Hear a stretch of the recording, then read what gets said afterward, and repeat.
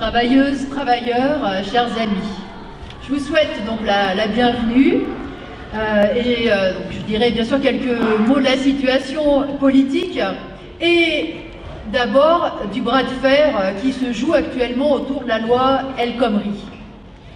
Avec cette loi, le gouvernement se présente pour ce qu'il est vraiment, un gouvernement de combat contre les travailleurs. Oh, il ne s'agit pas d'un tournant. Hollande mène une politique anti-ouvrière depuis son arrivée au pouvoir en mai 2012. Pour mémoire, ce qu'on a tendance à oublier, et pour ne citer que les attaques les plus importantes, il y a eu le prolongement de la durée de cotisation pour une retraite à taux plein et l'augmentation de la TVA en 2012. En 2013, il y a eu la loi sur la compétitivité qui a permis de baisser les salaires dans les entreprises et le pacte de responsabilité qui a accordé 41 milliards au patronat. 41 milliards qui manquent aujourd'hui cruellement aux collectivités locales. Il y a eu la loi Macron en 2015 qui a généralisé le travail du dimanche et maintenant il y a la loi El Khomri qui vise à démolir le code du travail. Les travailleurs sont bien placés pour savoir que les patrons n'ont pas attendu cette loi pour faire à peu près ce qu'ils veulent dans leur entreprise. Les heures supplémentaires non payées, les horaires à rallonge, les licenciements arbitraires sont déjà le lot de beaucoup de salariés. C'est le lot d'une grande partie de la jeunesse, des intérimaires. C'est aussi le quotidien de bien des salariés des petites entreprises, parce que les patrons peuvent contourner de 1000 façons leurs obligations légales, et puis parce que certains s'y assoient dessus carrément. Eh bien, cela ne leur suffit pas encore. Les patrons veulent que le Code du travail reconnaisse qu'ils ont le droit de tout faire dans leur entreprise. Allonger le temps de travail, licencier à la moindre baisse des commandes, baisser la majoration des heures supplémentaires. Le gouvernement et le MEDEF parlent de la flexibilité comme d'une nouveauté à introduire dans l'économie. Mais près de 90% des embauches se font en CDD. Des CDD d'une semaine, de 15 jours. L'État lui-même abuse de cette flexibilité, puisque dans la fonction publique, 1 million de femmes et d'hommes qui sont pourtant indispensables au fonctionnement des écoles, des municipalités ou des hôpitaux sont des salariés précaires. Alors oui, les salariés, les chômeurs, les jeunes connaissent la flexibilité. Et pour eux, la flexibilité rime avec galère et précarité. Parce que les loyers, les factures, les échéances de crédit, l'estomac des enfants ne sont pas flexibles. Parce qu'il faut payer, pouvoir se déplacer et s'occuper de sa famille, que l'on ait du travail ou que l'on soit au chômage, en RSA ou en fin de droit. Parce que travailler 12 heures par jour ou des séries de semaines de 46 heures selon les bons désirs patronaux, eh bien c'est sacrifier sa santé, sa famille, sa vie pour tout juste pouvoir boucler les fins de mois.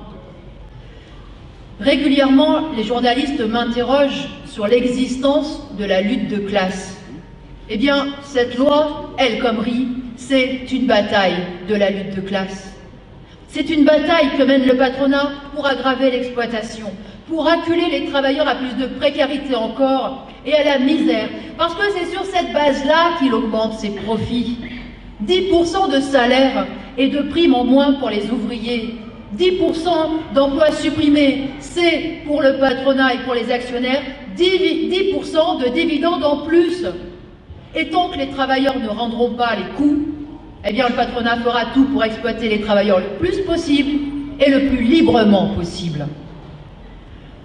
L'ultime chantage des défenseurs de la loi consiste à dire que l'on n'a pas tout essayé contre le chômage. C'est vrai, on n'a pas tout essayé contre le chômage. On n'a pas essayé d'interdire aux grands groupes de supprimer des emplois par milliers. On n'a pas essayé de répartir le travail et le temps de travail, sans baisse de salaire bien sûr, pour faire de la place aux jeunes. et on dilapide les profits à arroser les actionnaires et les grandes familles bourgeoises, mais on n'a pas essayé d'utiliser ces profits pour créer des emplois et pour augmenter des salaires. Et pourtant, c'est cela qui créerait des emplois.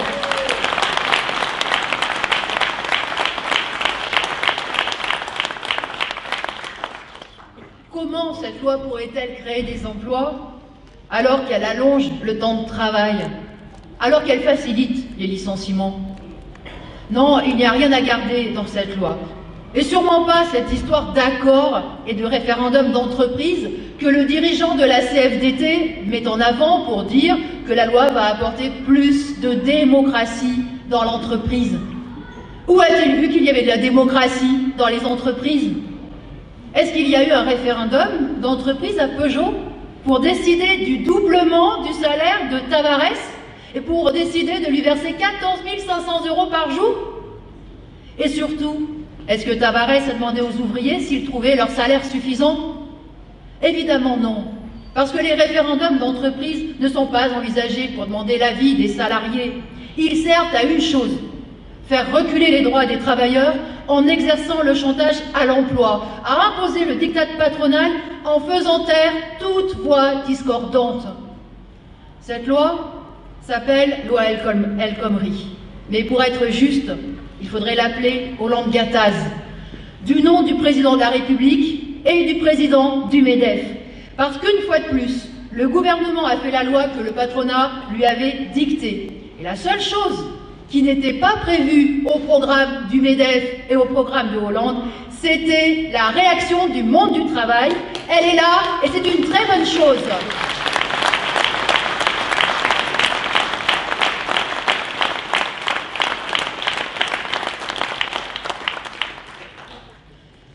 Aujourd'hui, nous avons encore été des centaines de milliers à manifester dans de nombreuses villes.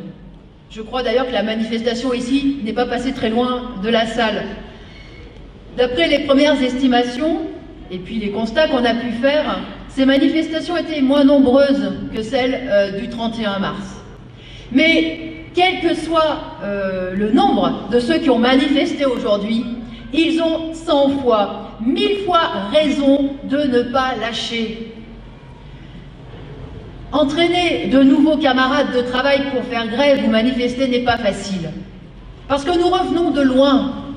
Cela fait des années que les travailleurs ne se sont pas battus collectivement, et plus d'années encore qu'ils n'ont pas gagné.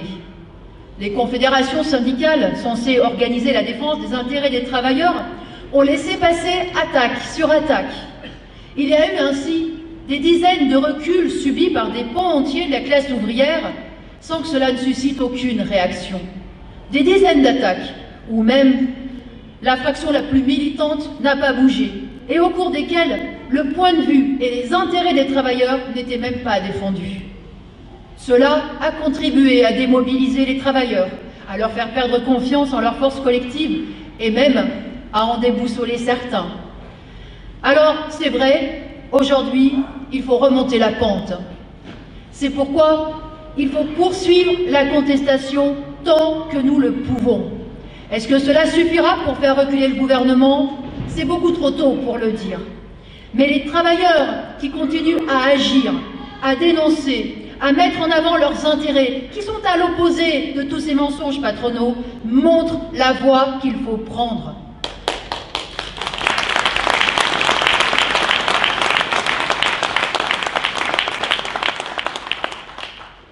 Un tas d'initiatives se multiplient aujourd'hui. Les occupations de place, par exemple.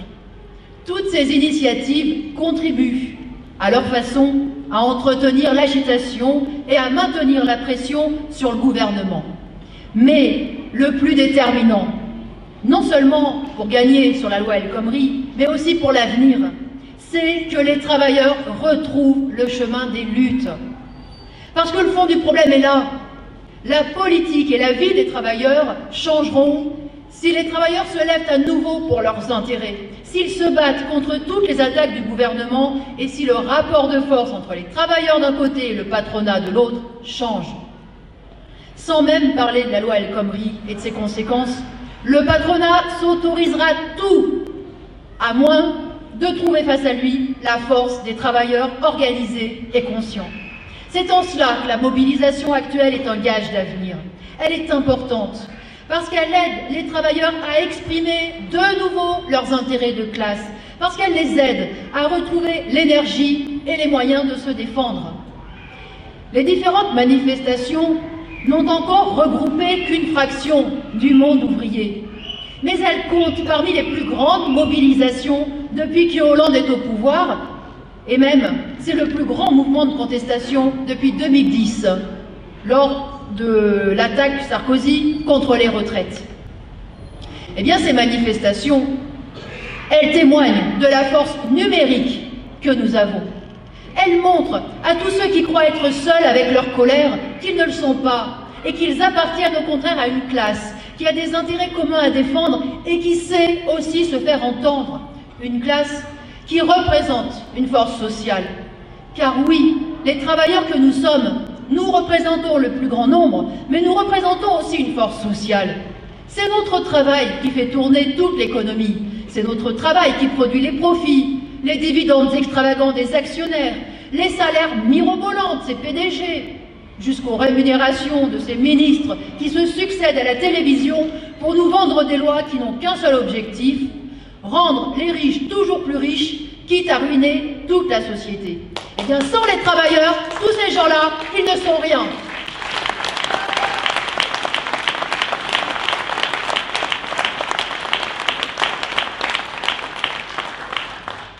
Alors, le mouvement actuel contre la loi El Khomri montre que le nombre de travailleurs qui ont cette conscience-là a grandi.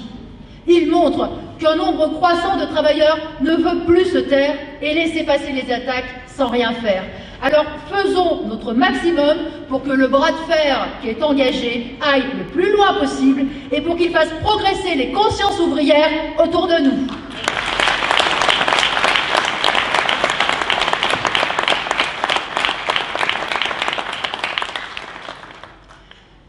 Oui, il faut faire en sorte que les travailleurs retrouvent l'énergie et les moyens de se défendre, qu'ils retrouvent l'envie de se battre.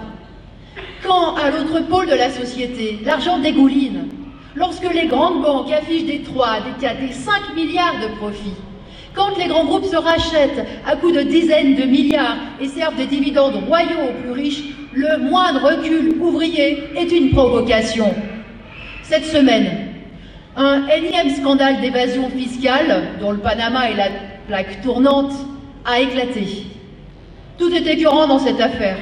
L'attitude de ces grands bourgeois qui font tout pour échapper au fisc, le rôle des grandes banques qui ont pignon sur rue comme la Société Générale, mais qui réalisent un tiers de leurs bénéfices dans les paradis fiscaux, mais aussi la complicité de l'État et des dirigeants politiques qui, quand ils ne mettent pas le doigt dans le pot de confiture, couvrent toutes ces malversations.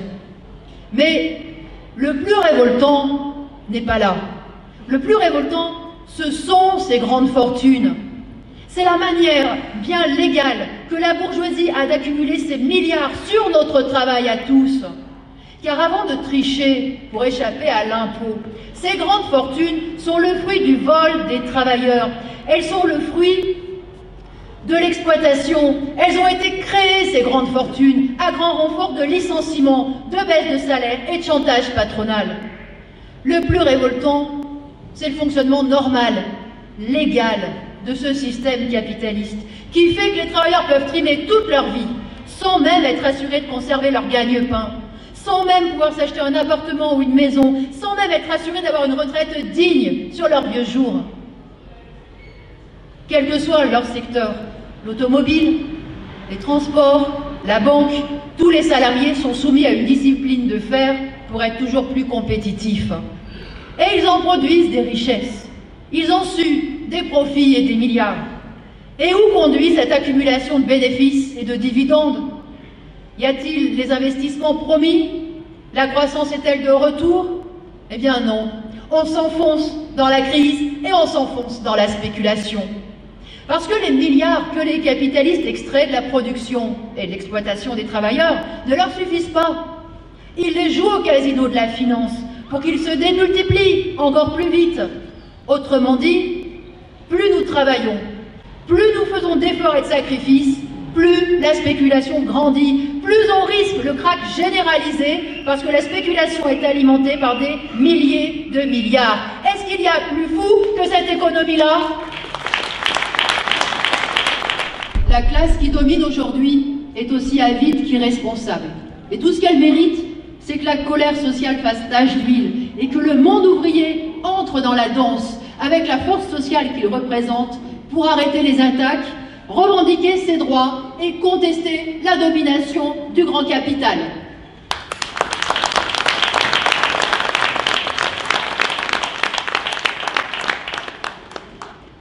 Sur le plan économique et social, il n'y a plus de différence entre le Parti socialiste et la droite depuis fort longtemps. Mais jusqu'à présent, les dirigeants socialistes tenaient à se distinguer de la droite, au moins sur le plan sociétal. Eh bien aujourd'hui, on peut dire que c'est terminé. Les attentats de l'année 2015, l'émotion et la peur du terrorisme ont fourni à Hollande et à Valls l'occasion d'un virage sécuritaire brutal. On a beaucoup parlé du fiasco de la déchéance de nationalité que Hollande et Valls ont dû abandonner. Ce n'est pas nous qui regretterons une mesure aussi inutile et inefficace contre le terrorisme que nauséabonde. Et nous pleurerons encore moins sur Hollande qui n'a que le ridicule qu'il mérite.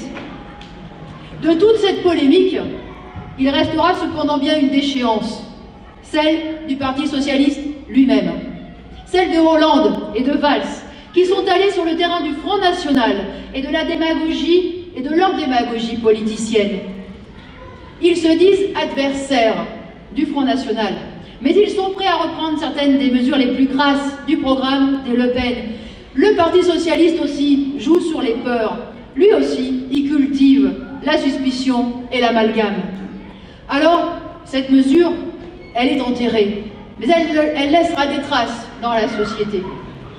Elle faisait partie de toutes ces mesures qui épousent et qui alimentent la droitisation de la vie politique, et cela ne peut que faire le jeu de la droite et de l'extrême droite.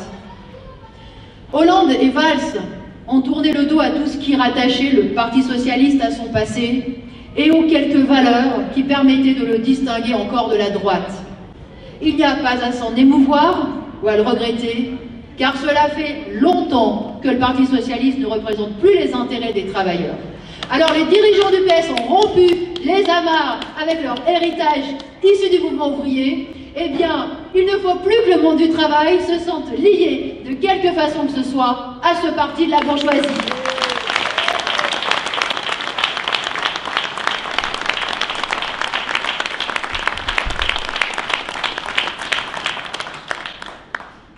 Les véritables frontières politiques ne passent pas entre la droite et la gauche. Elles sont déterminées par les intérêts de classe, par les intérêts des travailleurs, des exploités d'un côté, et de l'autre par les intérêts du grand patronat, de cette poignée de capitalistes qui décident seuls de toute l'économie et qui traitent les travailleurs comme des pions. Remplacer cette conscience-là par l'opposition politicienne gauche-droite a été une duperie. Encore aujourd'hui, quand on parle de la gauche, on mélange les femmes et les hommes, on nous mélange, nous, des femmes et des hommes lambda, qui se sentent du côté des exploités, avec des politiciens de la bourgeoisie, qui sont leurs adversaires. Faut-il rappeler que Hollande, Valls et Macron se revendiquent toujours de la gauche? Faut-il rappeler que de Mitterrand à Hollande, tous se sont présentés comme des candidats vraiment à gauche et qu'à chaque fois, il y a eu tromperie sur la marchandise? La véritable frontière passe entre le patronat et les travailleurs. Elle passe entre les riches et les pauvres. Et les politiciens qui occultent ce fait essentiel ont choisi le camp patronal parce qu'au fond, ils sont respectueux du système capitaliste et de l'ordre bourgeois. L'échec cruel de la politique de Syriza et de Tsipras en Grèce le montre. On peut inventer tous les partis que l'on veut, on peut prétendre renouveler la politique, ses méthodes, ses têtes, la question reste toujours la même. Soit on se soumet à la bourgeoisie et aux puissances de l'argent, soit on se prépare à les combattre avec la seule force sociale capable de leur tenir tête, les travailleurs mobilisés.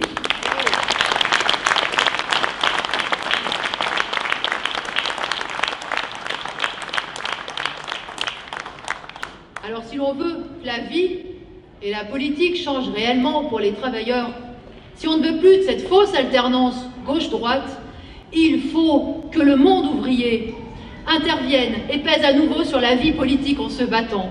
Il faut qu'il se manifeste dans toutes les luttes sociales et qu'il s'exprime politiquement, qu'il défende ses exigences, qu'il mette en avant ses intérêts dans les combats politiques. Il faut que les travailleurs s'érigent en force politique, avec la conscience d'appartenir à la classe des exploités. C'est pourquoi nous continuerons à Lutte ouvrière de nous revendiquer non pas de la gauche, mais du camp des travailleurs. Nous ne participerons donc à aucune de ces tentatives qui consistent toutes à ressusciter une gauche gouvernementale. En revanche, nous serons bien là lors de la prochaine présidentielle. Mes camarades m'ont confié la tâche d'être candidate. Je serai donc présente en 2017 pour faire entendre le camp des travailleurs.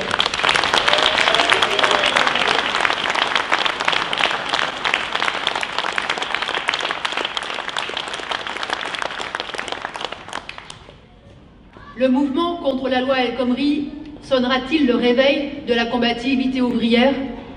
Aidera-t-il les travailleurs à retrouver une expression de classe? C'est trop tôt pour le dire. Pour l'heure, les reculs matériels, la montée du chômage et de la misère continuent de peser sur les consciences politiques.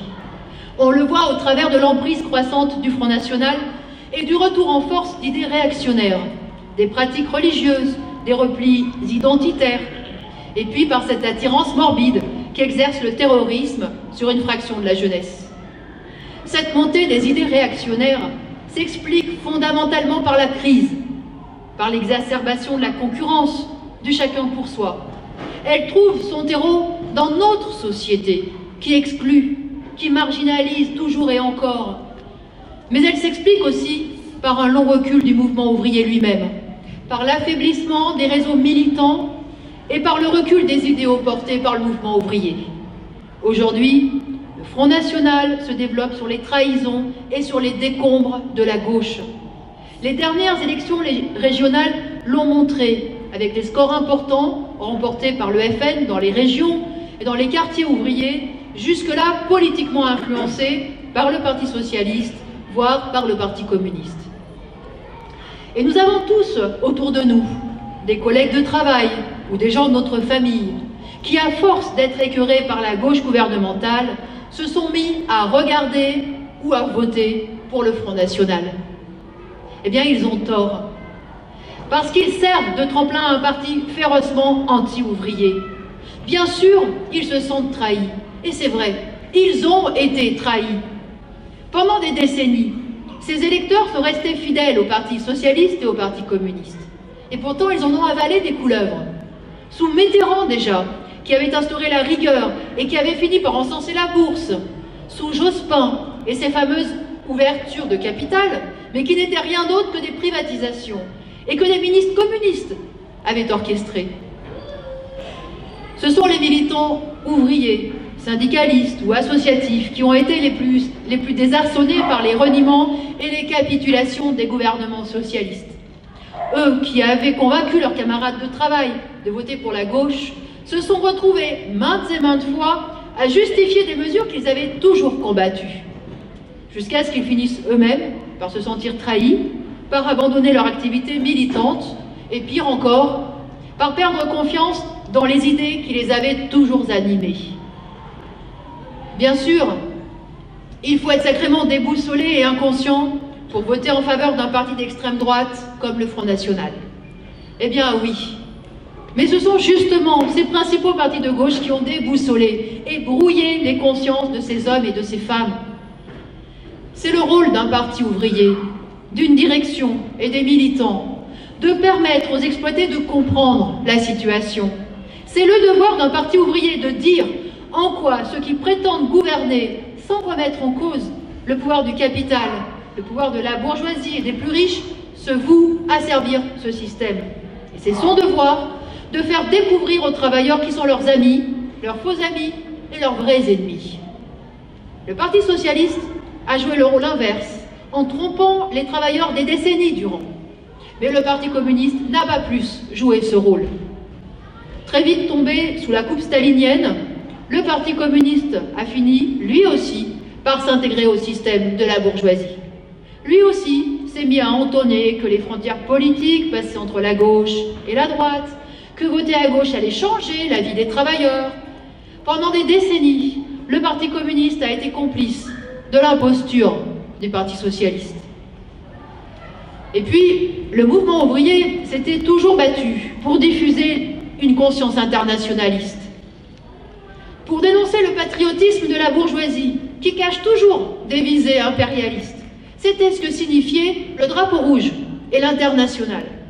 Eh bien, non seulement le Parti communiste français n'a pas combattu dans ce sens, mais il a présenté le nationalisme, le produire français et les frontières comme une façon de se protéger de la concurrence, alors que les travailleurs avaient à se protéger des capitalistes, de leur rapacité et des patrons qui sont bien ici. Si bien qu'aujourd'hui, on se retrouve avec une Marine Le Pen qui peut citer Georges Marchais pour justifier la préférence nationale. Alors oui, tout cela a malheureusement faussé les repères politiques. Et cela a contribué à la désorientation de la classe ouvrière que l'on constate aujourd'hui. Alors le problème, ce n'est pas de ressasser le passé, il s'agit bien du présent. Il faut que les militants qui n'ont pas renoncé et qui veulent aujourd'hui reconstruire comprennent à quel moment et pourquoi le mouvement ouvrier a dévié. Le mouvement ouvrier s'est affaibli parce que les partis qui prétendaient représenter les intérêts des ouvriers ont abandonné les idées de lutte de classe. Eh bien, il faut reconstruire un parti qui défende les idées de lutte de classe. Parce que si les partis de gauche ont abandonné jusqu'au mot de travailleurs, eh bien les travailleurs, ils sont là, ils sont bien là, et ils sont toujours indispensables au fonctionnement de la société. Ce sont eux qui font tourner la machine à profit, et ils se battront à nouveau, parce que la lutte de classe, ce n'est pas une invention des révolutionnaires, c'est la vie, et c'est même le moteur de l'histoire. Alors oui, nous plaçons notre confiance dans les travailleurs, dans leur capacité collective à transformer la société par en bas. Dans le passé, ils ont prouvé qu'ils pouvaient le faire, avec la Commune de Paris de 1871, mais aussi avec la Révolution russe de 1917. Les travailleurs ont fait la preuve qu'ils pouvaient transformer la société, en créer une autre, radicalement différente, basée sur la propriété collective. Une société sans patron, sans la domination de l'argent et du profit. Une société et une économie d'abord organisées pour répondre aux besoins de toute la population. Eh bien, en sachant tirer toutes les leçons de leur expérience, de leurs succès et de leurs échecs, en renouant avec le meilleur du mouvement ouvrier, oui, les travailleurs feront à nouveau progresser toute la société.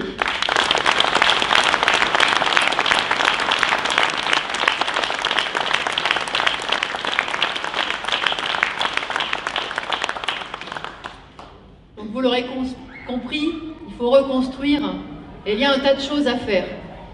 Avec la montée du FN d'un côté, le terrorisme de l'autre, tout concourt à exacerber le racisme, la méfiance et le rejet de l'autre. Et ce sont là des éléments d'un engrenage mortel. Mais encore une fois, cette évolution réactionnaire, encouragée d'ailleurs par les grands partis qui se tardent d'être républicains, est la conséquence de décennies de recul du mouvement ouvrier. Elle provient du recul de la conscience de classe. Eh bien, il faut contribuer à ce qu'elle renaisse. Et cela passe par un parti qui, sur tous les événements, prenne position du point de vue des intérêts des travailleurs, d'un point de vue de classe, contre les divisions semées dans la classe ouvrière d'ici. Il faut affirmer la conscience de nos intérêts communs, par-delà la diversité de nos métiers, de nos origines, de nos statuts. On nous rabâche que notre identité dépend de notre origine, de notre nationalité ou de notre confession. Mais un aspect essentiel de notre vie et de notre identité, c'est que nous sommes des travailleurs, des ouvriers, des employés, des gardiens, des aides-soignantes, des caissières, des enseignants, des salariés au chômage ou en activité. Alors, il faut serrer les rangs, il faut affirmer notre conscience d'appartenir à une seule et même communauté, celle des travailleurs et celle des exploités.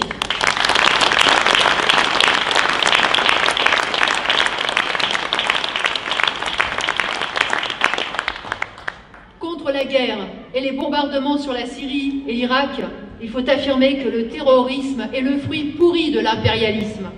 Le chaos qui règne dans ces régions, Daesh, qui exerce une des dictatures les plus féroces, sont le produit des rivalités, du pillage et de l'oppression des grandes puissances, des Américains, de l'Arabie Saoudite, du Qatar, de la Russie, mais sans oublier la France, bien sûr.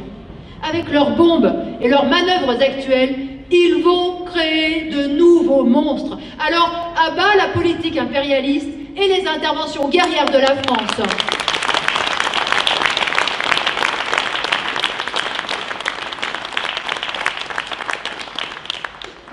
Contre le sort inhumain qui est fait aux migrants, il faut affirmer, pour tous les exploités de cette terre, la liberté de circulation et d'installation.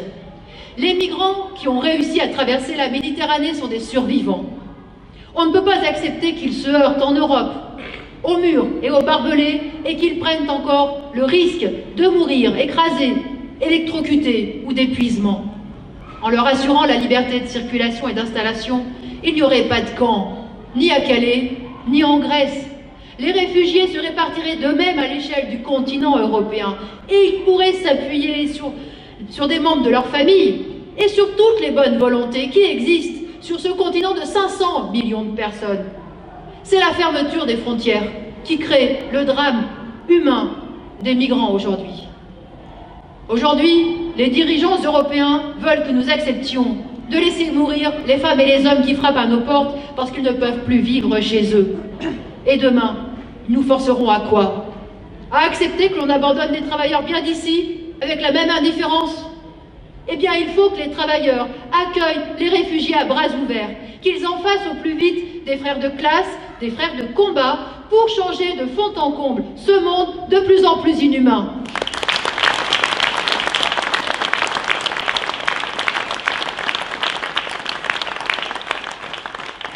Et pour finir, contre l'organisation capitaliste de l'économie, il faut affirmer les perspectives communistes. Nous ne sommes pas condamnés à cette dictature d'une poignée de grands actionnaires. Ils sont à la tête d'un système aussi injuste qu'irrationnel. Il n'y a jamais eu autant de richesses. Et pourtant, on ne nous parle que de crise, de déficit. On nous met dans le crâne qu'il faut accepter des sacrifices, accepter de vivre moins bien que nos parents. Et c'est sans parler de ce qui se passe dans les pays les plus pauvres. Il faut mettre fin à l'obstacle que constitue la propriété privée des moyens de production. Cette propriété privée sur les usines, sur les banques, les transports et les grandes chaînes de distribution qui empêche toute organisation rationnelle de l'économie. Mettre en commun ces moyens de production, c'est le sens profond du mot communisme. Ce mot, communisme, a été dénaturé et transformé en son contraire, mais il est un des mots les plus riches de signification et les plus beaux. Le chacun pour soi, la lutte individuelle pour la vie pourrait enfin céder la place à la conscience collective, que l'humanité est une et indivisible et qu'elle a les moyens d'assurer une vie digne à chacun de ses membres. La seule force sociale capable de transformer la société dans ce sens, ce sont les travailleurs. Même si aujourd'hui, ils sont pour beaucoup abattus et divisés, nous sommes convaincus qu'ils finiront par s'engager massivement dans le combat de classe, parce qu'ils n'auront pas le choix, parce que ni le patronat ni le gouvernement ne leur feront de cadeaux. Avec la mobilisation en cours contre la loi El Khomri, il y a enfin une réaction de la part du monde ouvrier. Enfin, une fraction des travailleurs sont sortis de la passivité et sont passés à l'action. Eh bien, nous espérons et nous militons pour que ce ne soit qu'un début. Le début du réveil de la combativité ouvrière. Les premiers pas sur la voie de la reconstruction d'un rapport de force favorable aux travailleurs. Un rapport de force qui nous donnera la possibilité de reprendre l'initiative contre le patronat, de lui demander des comptes et de le faire reculer. un rapport de force tel qu'il fasse craindre une explosion sociale et qu'il force la bourgeoisie et ses serviteurs politiques à en rabattre.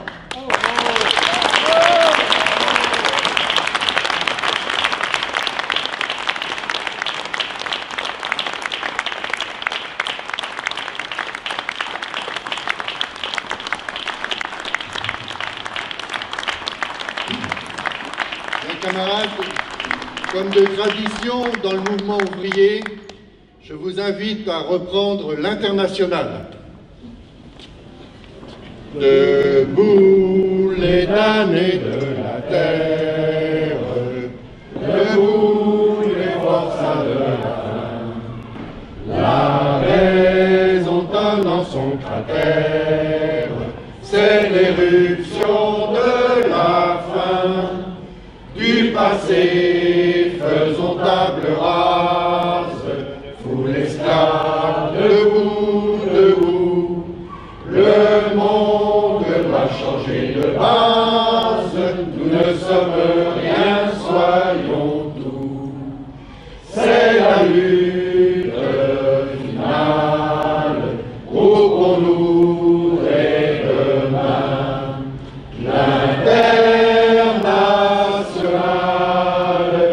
Sera le genre humain, c'est la lutte finale, groupons-nous.